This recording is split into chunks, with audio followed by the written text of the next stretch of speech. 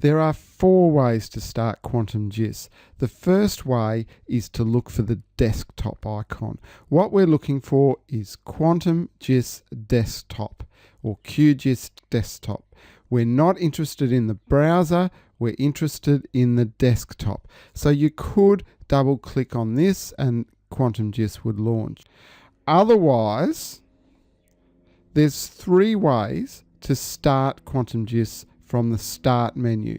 Now the Start menu is down the bottom left hand corner of your screen. If you click on it, in the box, type in Q. And this is going to shortlist anything starting with the letter Q. Now, different versions of Quantum GIS have had different names. Some have been called Quantum GIS, others have been called QGIS. So typing in Q is the safest.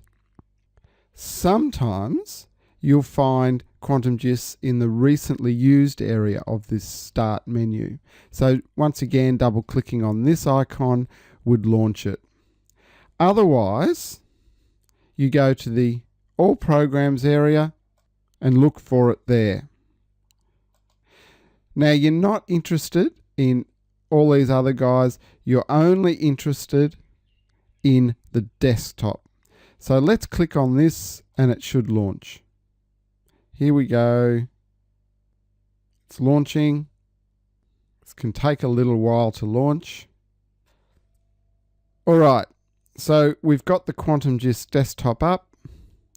To see if we're running the most recent version, go to the Help menu, click on this Check GIS version option, and it says that I'm running the most current version of Quantum GIS. I'll just cancel that. That's it. Okay. See you in the next video.